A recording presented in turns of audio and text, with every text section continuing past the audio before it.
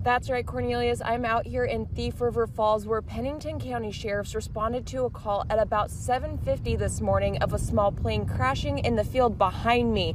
Now, I talked to neighbors and they said that they were the first or one of the first to get out here on scene this morning. The ones that I spoke to said that they saw multiple or 3 bodies scattered beyond the plane, and the plane was in pieces.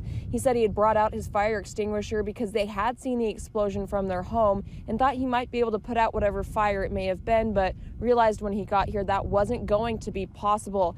Now, the FAA and the NTSB have both been told about this crash. They will be on scene tomorrow to start their investigation into what may have caused the crash. Now, again, when I was speaking with that neighbor, what he told me was that from the markings on the ground when he first got here, it looked as though the plane may have bounced. So it may have hit the ground and then landed a second time, and that's when they saw the explosion.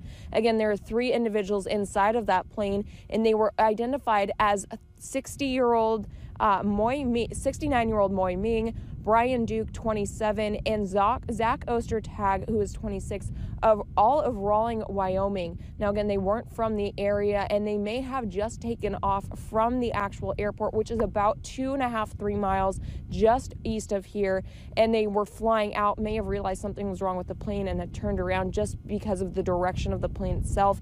And I spoke to neighbors who had said they had seen them in town last night, so they had been here already.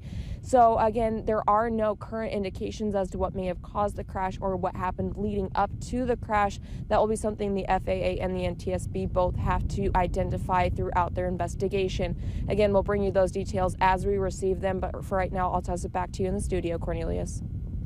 Thanks so much, Molly. And as we said, this story is still developing, and we will have the latest updates for you over on valleynewslive.com. Football is back in Fargo, and North Dakota State is back at home after a bye week. Alex Egan, he's here to give us all those details on today's game. Alex? Thank you very much, Cornelius. It is the final non-conference game for the Bison, taking on Robert Morris. Just 2 previous meetings between the 2 schools, both of which were Bison wins, and it would be more of the same today. NDSU does not waste any time finding the end zone. Lance Dunn, the sign of things to come, 61 yards all the way to the house. Bison make the PAT and take a 7-0 lead. Code Green getting in on the act as well. The defense making life difficult for the Colonials. True freshman Logan McCormick gets in the backfield, forces the fumble, jumps on it for good measure. That would lead to another Lance Dunn touchdown on the option play, stretching for the end zone. 14-0 Bison. Robert Morris, they can't get anything going offensively. Tough when you're throwing to the wrong team. Trey Dempsey with his first interception of the year takes this one home. Bison in complete control early, and they would not look back from there. 56-0 the final score in this one. Coming up later in sports, we're going to break down the day from running back Lance Dunn, one of the difference makers today with a very, very efficient game. Cornelius? Looking forward to that. Thanks so much, Alex. A volunteer for a 5K in the area ended up getting hit by a car. It happened in Grand Forks at the Wallet Hog 5K. And the volunteer was manning a traffic control point when a truck driven by Jeffrey Peterson ran over his foot. Peterson left the scene of the accident, but was found by police about 45 minutes later, and the volunteer was taken to the hospital, and he is expected to be okay. Now, the investigation is still open. Charges are pending for Peterson, and if you saw the accident, you are urged to contact the Grand Forks Police Department. People are not happy with their elected officials in North Dakota. That can be seen in the increase of efforts to oust officials in North Dakota communities. It's risen for a 3rd year in a row. 9 recall committees across the state have targeted 11 officials this year, compared to 7 recall efforts in 2016. Among this year's recalls is Julie Johnson, who was serving her 2nd term as a member of the Kindred City Council when she was ousted Tuesday after a 3-way election. A recall petition for McKenzie County Commissioner Juanita Best was also created, but it expired. Best will be on the ballot in 2018. And if you have something you want us to look into in your community, definitely call our whistleblower hotline and we will do our best to get a solution for you. Call 701-237-6576 and leave your tip. A member of our investigative team will get on the case and go to work to expose the truth. Well, Justin, it has been unusually warm and muggy. What's going on with the weather?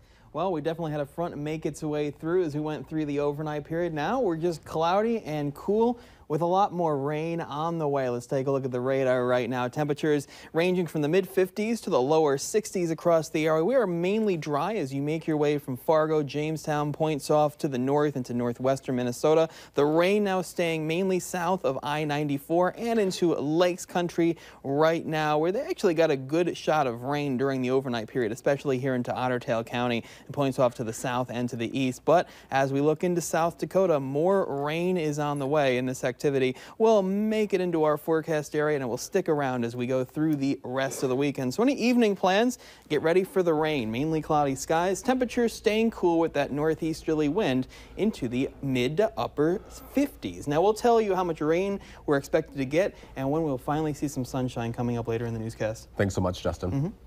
Getting girls interested in STEM has been an ongoing trend for years, but yet they're still underrepresented in science, technology, engineering, and math-related jobs. Now, hoping to change that, NDSU hosted the Sonia Kovalevsky Mathematics High School Day. In its 21st year, the day is full of activities, games, and career information for young ladies, all with the hope of showing them that STEM isn't just a boys' club. Now, a software engineer at John Deere tells us how we can give the girls the confidence to study something STEM-related in college.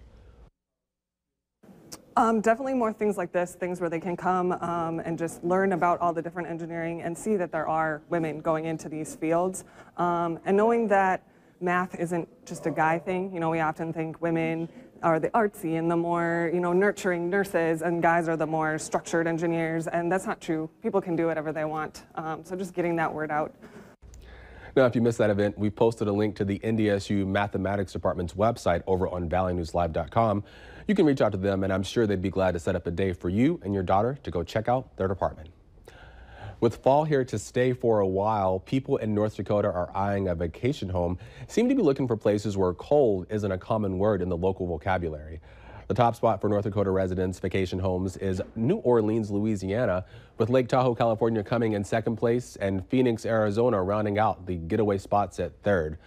This information came from a study by Turkney Vacation Rentals, which also found that the state's most popular fall-related activity is, of course, pumpkin carving. And one Thief River Falls student got a shout out from an NFL superstar.